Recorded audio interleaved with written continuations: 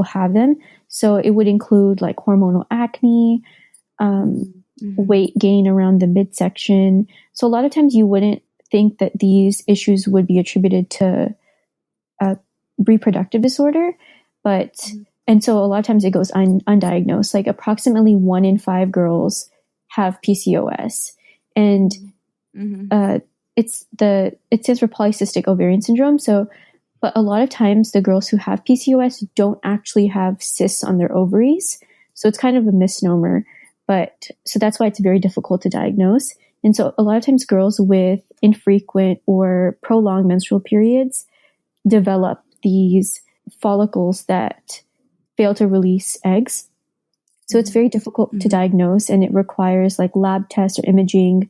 And even a lot of times the girls will not have cysts. So it's very difficult to diagnose.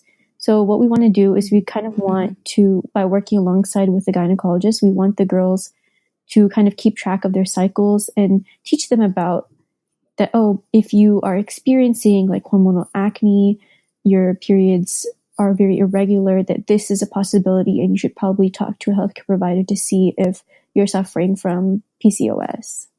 I think that maybe even a lot of people in the US or in Western countries don't know about these things either, or not, or don't know enough about it. Yeah. I know a lot of my friends who so they had hormonal acne for so long, and they would just treat it with these pills for just acne. But a lot of times there was an underlying hormonal issue that is not very much talked about. So even in the US, we would really benefit from having somebody like gynecologist talking to us about the menstrual disorders that you may have. Yeah, just better menstrual education. Yeah, I think we could all benefit from talking about our menstrual periods more and making it not a taboo subject. It's something that you feel like you have to kind of hide along the way. Yeah. So we didn't ask you at the beginning, but where were you when you started the Minte Project? So I was a sophomore in college. This was back in March or April. And I felt strongly that this was my time to kind of create an organization that could have a lasting impact even after I graduate from college. And so that's why I decided to go along with this cause.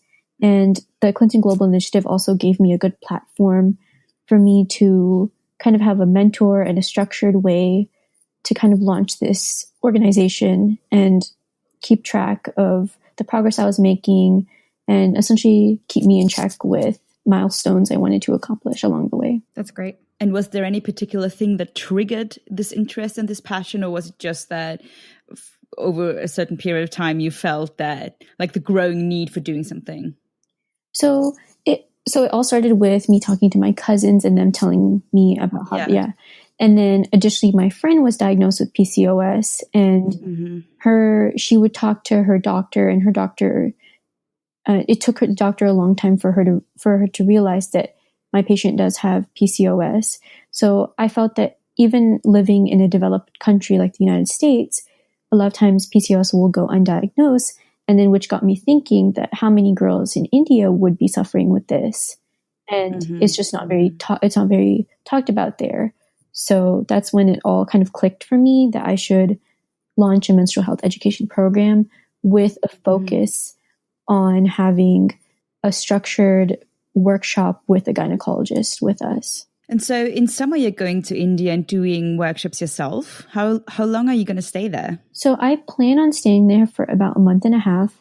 And since I can't always be in India to lead these workshops, what I eventually want to grow the organization to be is a peer-led program. So I eventually want to educate college-aged girls in India and teach them about what the disorders are, and eventually make it in a way that these college-aged girls are leading these workshops at middle schools and elementary schools in India.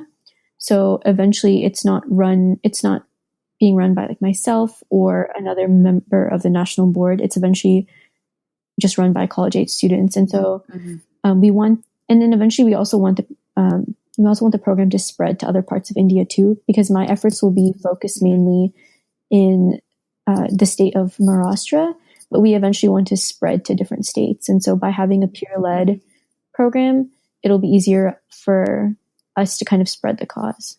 Great. If people who are listening to you today want to donate and want to support you, how do they do that? So we have an Instagram page. It's at minte.project.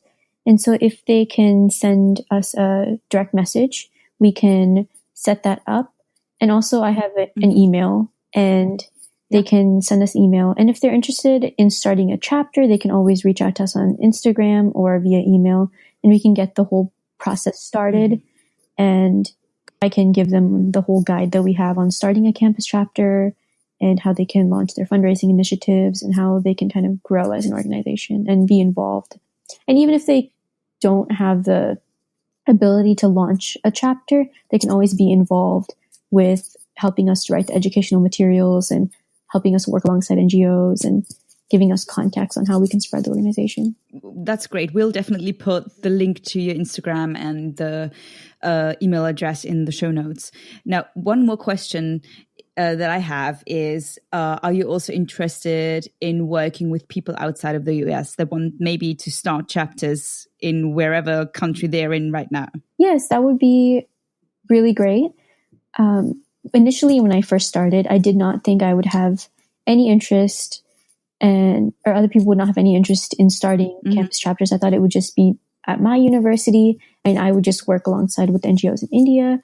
But I was very surprised when I got a lot of requests from other countries, people from other countries who want to start organizations. So I definitely would be open to having chapters outside of the US, UK, and India. Oh, that's amazing. Now, is there anything else you want our listeners to know about the Minte project? We're very interested in having students from various backgrounds and various interests and talents. Like, for example, when I was first starting the organization, a lot of times people thought that only girls were able to be involved, but that's actually not true. We also want to have boys who are involved with our organization. And additionally, a lot of times people thought that this was mainly for people who were interested in going to the medical field.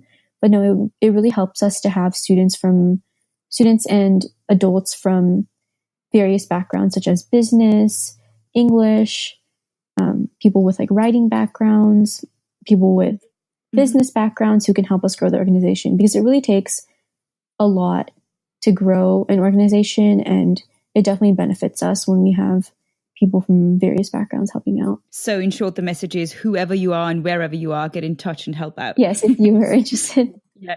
Okay, perfect. Thank you so much for the interview, and thank you for the great work that you're doing. I think that's really an amazing project. Yeah. It's such important work. And good luck in Chicago, and good luck in India in summer 2019. I hope everything goes well and your plans work out. Thank you. It was really nice talking to you, and I look forward to having your listeners helping out with my project. Thank you so much for listening to this amazing project. We're so excited to be supporting Raashi and all of the work that she's doing. If you want to find more about their project, you can find the Minte project on Instagram at Minte, MINTE.project. Her email address and further information will be available in the show notes. If you want to support feminist podcasting, and we know you do because you're listening to us, you can support us on Patreon.